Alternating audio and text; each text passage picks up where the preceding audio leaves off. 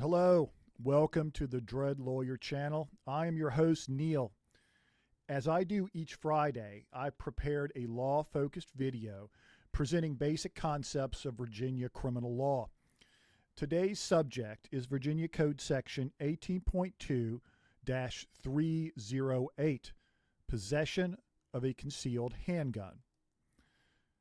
This code section lists other kinds of prohibited weapons, but I chose to focus my presentation only on concealed handgun possession. In general, the thought behind Code Section 18.2-308 was to prevent people from secretly carrying weapons on their person in public, readily available for immediate use. The legislature believed doing so could create dangerous situations that put other people at risk of serious injury or death. The code section makes a first conviction of carrying a concealed handgun a Class 1 misdemeanor. A Class 1 misdemeanor carries a penalty of 0 to 12 months in jail and or a fine of up to $2,500. A second conviction is a Class 6 felony.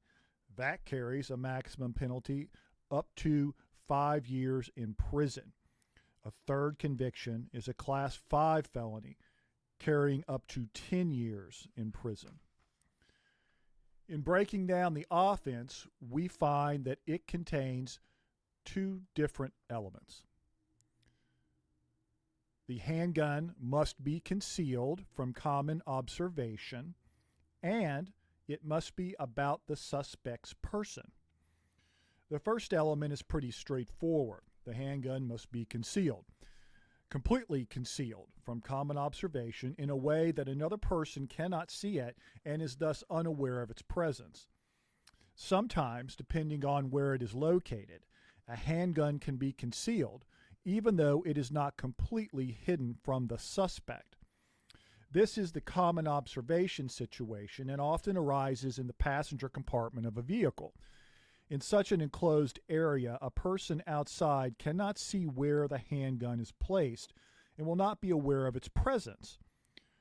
Courts have held that if the observer, often a police officer, would have to place himself in an unusual or uncommon position or location in order to view the handgun, then that's all that is required to prove the concealment element.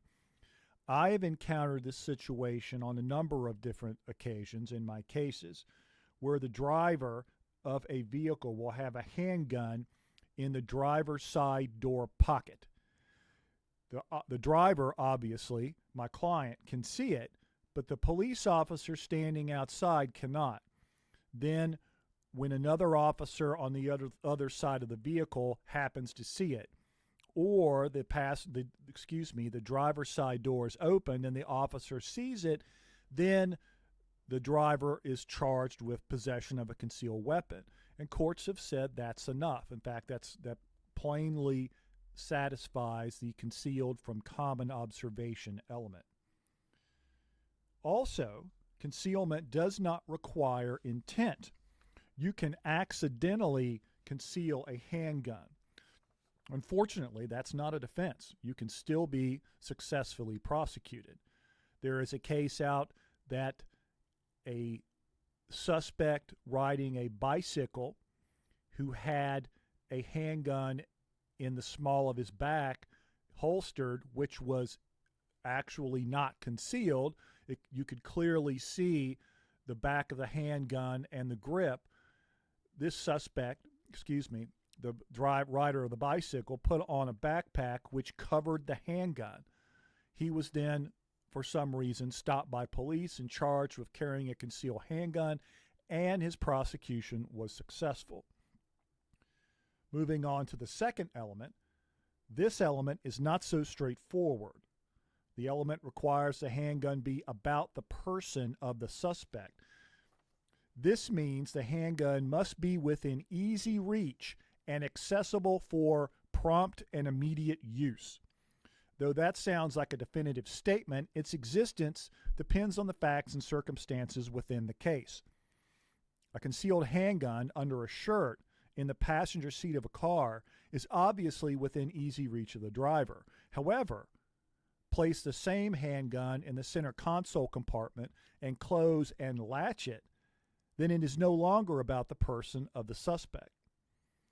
Suffice it to say, an attorney, whether a prosecutor or defense counsel, must closely examine the facts of each case. Now, before I wrap this video up, there is one other aspect of concealed handgun possession I wish to address.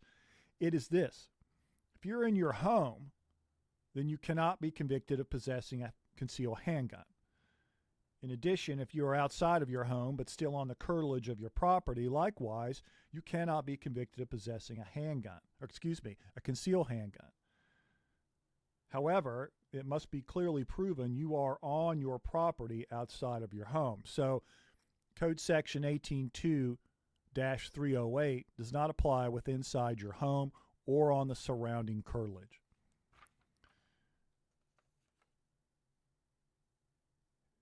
Okay, that'll do it. You now have a decent thumbnail sketch of concealed handgun possession.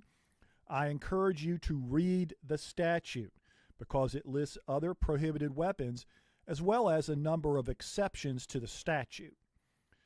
As I always say in my law videos, this presentation is not meant to be legal advice.